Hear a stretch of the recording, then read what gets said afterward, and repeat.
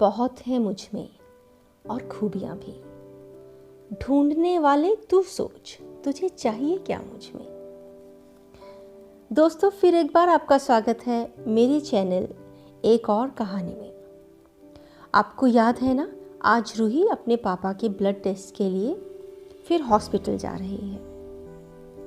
तो चलिए सुनते हैं फिर पुराना मौसम लौटा का एपिसोड नंबर 6, रूही की कहानी, रूही की जुबानी। प्रेशर कुकर की विसल की आवाज से मेरी जाग खुली। देखा तो 6 बज चुके थे। मैं किचन में पहुंची तो माँ बोली, तू और तेरे पापा जल्दी से तैयार हो जाओ। तू और मैं नाश्ता कर लेते हैं, तेरे पापा के लिए खिचड़ी बना के साथ ही पैक करके रख ली है। ना जाने कब फ्री होंगे वहां, तो कहीं बाहर का ना खाना पड़ जाए। बाहर का खाने से उनकी तबीयत जल्दी बिगड़ जाती है। नाश्ता करके 9 बजे हम हॉस्पिटल पहुंच गए थे। डॉक्टर जिमित वेटिंग एरिया में ही खड़े थे। रूही जी, आप आंटी के साथ यही हॉल में वेट कीजिए। चलिए अंकल, डॉक्टर जिमित बोले।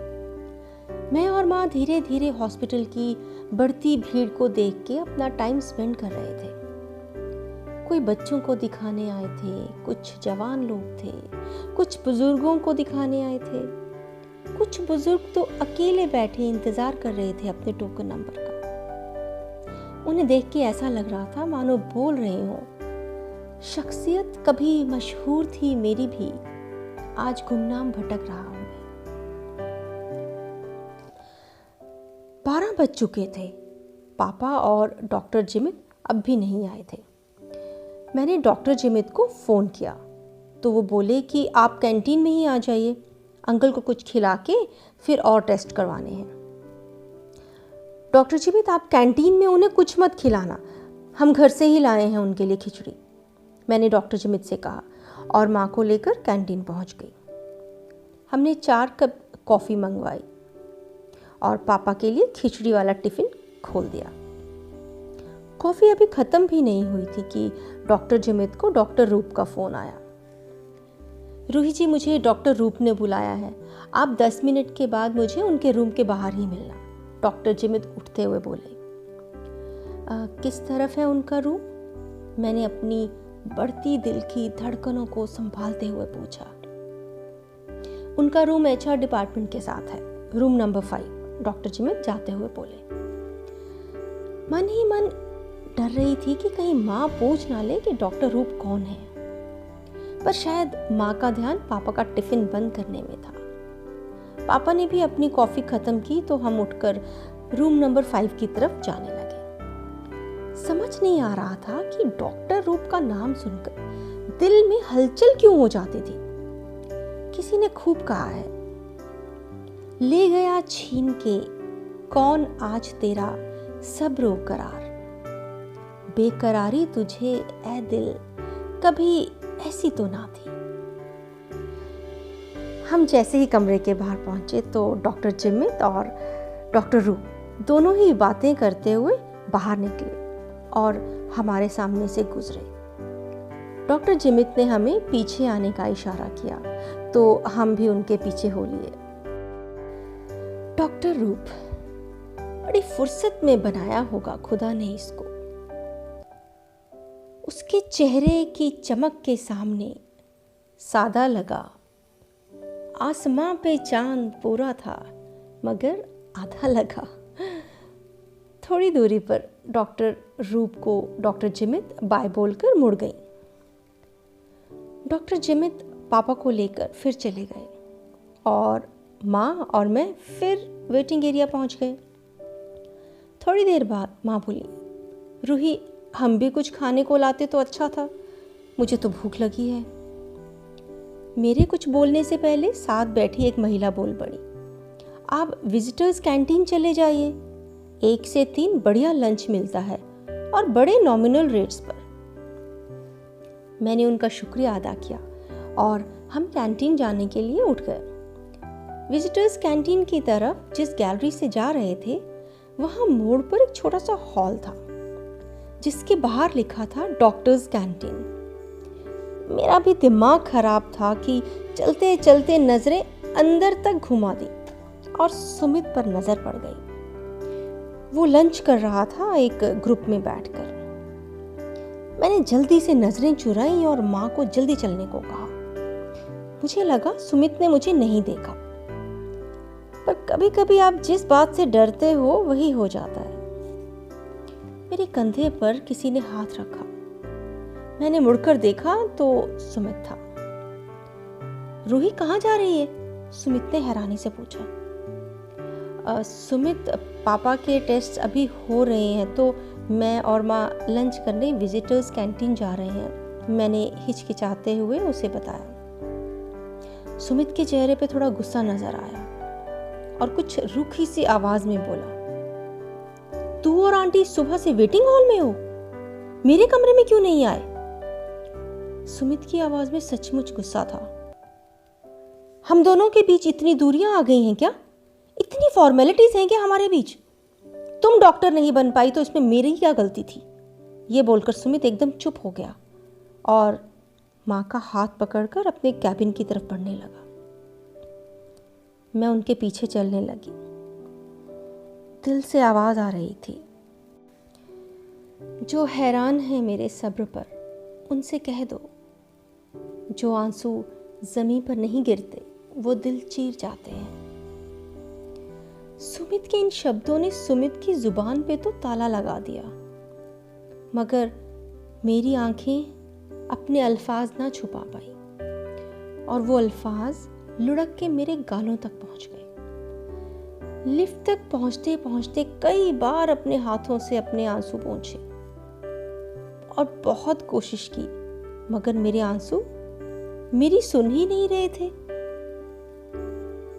अभी से क्यों छलक आए तुम्हारी आंखों में आंसू, अभी छेड़ी कहाँ है दास्ताने जिंदगी मैंने। डर रही थी कि कहीं माँ को ना दिखे आंसू।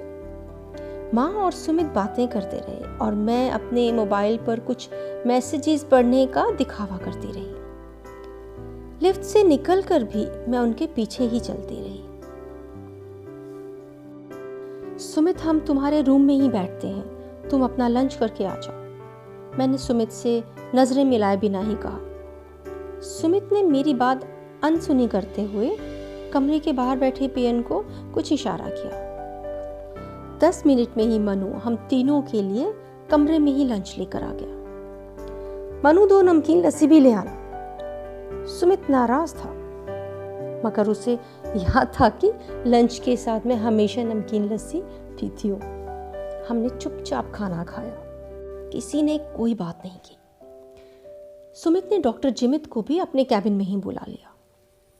डॉक्टर जिमित ने कुछ एक लैब रिपोर्ट्स की रिजल्ट्स और अल्ट्रासाउंड सुमित को दे दिए। सुमित पापा की तरफ मुड़ा और मुस्कुराते हुए बोला, अंकल, आज आप काफी थक गए होंगे, आप मेरी दी हुई दवाइयां लेते रहिए और 1-2 दिन में फिर मिलते हैं। आप टैक्सी से आए होंगे ना? जिमित, तुम इन्हें आज अपनी कार में ही घर छोड़ते हुए चले जाना।